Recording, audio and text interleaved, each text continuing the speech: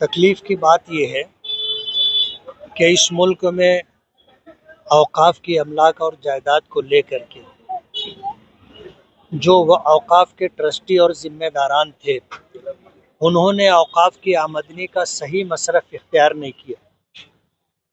آج بتانے والے بتاتے ہیں کہ پورے ملک میں 10 لاکھ ایکڑ سے زیادہ اوقاف کی املاک اور جائیداد ہے، اور اگر اس کی آمدنی دیکھی جائے تو سرکار کے اعداد و شمار کے مطابق ہزاروں کروڑ روپے کی آمدنی۔ یہ ہزاروں کروڑ روپیہ اگر ملک میں مسلم بے روزگار نوجوانوں کو روزگار اور تعلیم حاصل کرنے والے غریب بچوں کو اسکالرشپ، یتیموں، بیواؤں، مسکینوں، ضرورت مندوں اور بیماروں کے علاج و معالجے کے لیے اگر صحیح طریقے پر یہ رقم استعمال کی جاتی تو آج ہندوستان میں مسلمان خوشحال ہوتا، اور اپنی ضروریات کے لیے ہمیں سرکار کی طرف نظر اٹھا کر نہیں دیکھنا پڑتا۔ ملک کی آزادی کے بعد سے تمام سرکاروں نے مسلمانوں کے ساتھ جو سوتیلا سلوک کیا اور جس کی وجہ سے مسلمان انتہائی پسماندہ ہو گئے، سچر کمیشن کی رپورٹ سے یہ بات پورے ملک پر آیا ہے۔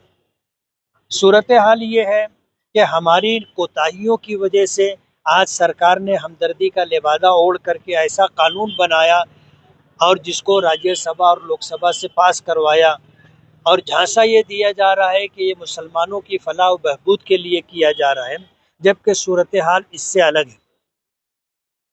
ٹرسٹیوں کی اور ذمہ داروں کی کوتاہیوں کی وجہ سے ایسا قانون بتانا کہ اوقاف کی حیثیت ہی ختم ہو جائے، یہ مسلمانوں کے ساتھ کھلا ہوا ظلم ہے، ناانصافی ہے، اور مسلمانوں کے املاک و جائیداد کو ہڑپ کرنے کی ایک کوشش ہے۔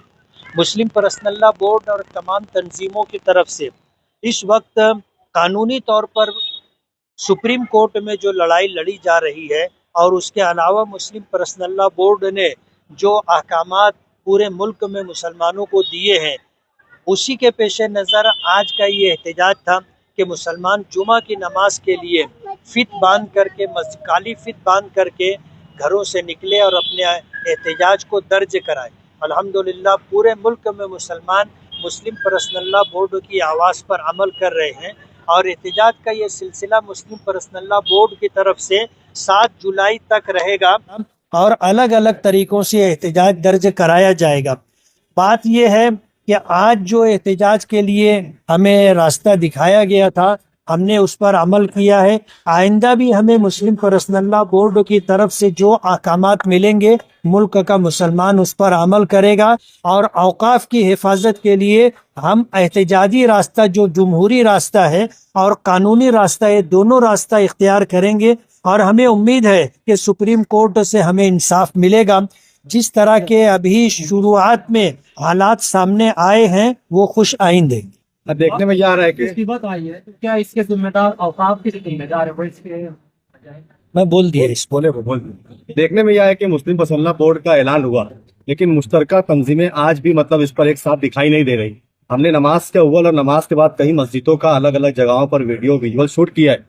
بہت ساری مسجدوں میں ایک بھی فیت لگا کر کوئی نہیں آیا، اس طریقے کی تصویریں بھی سامنے آئی۔ اس سے کیا آپس میں آج بھی اختلاف ہے، یہ ثابت دکھتا ہے کیا؟ بات یہ ہے کہ اگر احتجاج کا راستہ اختیار کیا گیا ہے تو اس سلسلے میں ذمہ داروں کو چاہیے کہ سب کو جوڑ کر کے ساتھ میں لے کر کے چلیں۔ ابھی جو احتجاج کے لیے اعلان کیا گیا، بہت سارے لوگوں تک اس کی خبر ہی نہیں پہنچی۔ اب ظاہر بات ہے جب لوگوں کو پتہ نہیں ہوگا تو لوگ اس پر عمل کیسے کریں گے؟ اس لیے تمام تنظیموں کے ذمہ داران کو احتجاج میں شریک ہوں، اس کے لیے باوقار راستہ اختیار کرنا چاہیے، اور ہمارے ساتھ جو کاندھے سے کاندھا ملا کر کے چل رہا ہے تو کسی بھی تنظیم کے ذمہ دار کو ایسا نہیں لگنا چاہیے کہ ہمیں اپمانت کیا گیا یا ہمیں نظر انداز کیا گیا۔ اگر یہ صورتحال رہے گی تو اختلافات رہیں گے۔ اختلافات کے ختم کے ہونے کی شکل یہ ہے کہ ہم صحیح طریقے سے اپنی بات لوگوں تک پہنچائیں، اور تمام لوگوں کو انزل الناس علی قدر منازلہم، کہ جس کا جو درجہ ہے اس اعتبار سے اس کو مان سمان ملنا چاہیے، تاکہ مسلم پرسنل لا کی بورڈ کی آواز پر سبھی لوگ کاندھے سے کاندھا ملا کر آگے بڑھیں۔ دیکھنے میں یہ آ رہا ہے کہ بہت ساری پارٹیاں، مسلم لوگ تو اس پر لڑ ہی رہے، بہت ساری جو پارٹیاں ہیں وہ پارٹیوں بھی مسلم پسند لا بورڈ کا ساتھ دے رہی ہے، مسلمانوں کی وقت जायदाद पे साथ दे रही है। 234 से ज्यादा वोटें उन्होंने खिलाफ में दिए। कांग्रेस ने भी अपना वकील खड़ा की, अपनी पिटीशन फाइल की। मालेगांव शहर एक जरखेज जमीन है, इनकलाबी जमीन है। महाराष्ट्र में अलग अलग जगह एहतजाज हो रहा है, दूसरी रियासतों में हो रहा है, लेकिन मालेगांव में अभी तक इनकलाबी सरजमीन होने के बाद एक भी एहतजाज जमीन पर नहीं। क्या कोई डर और खौफ में तंजीमें हैं क्या?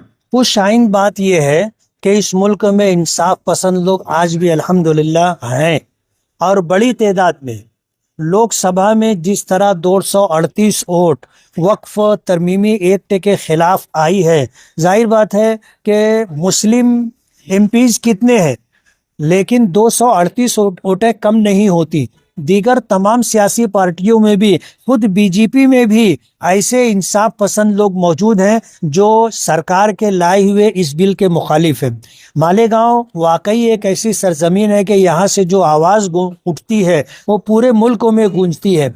यहाँ पर सही तरीके से लोगों को जोड़ना चाहिए और लोगों को हमनवा बना करके आगे बढ़ना चाहिए। इस बात की कोशिश ज़रूरी है और उस तरीके से कोशिश होती दिखाई नहीं दे रही।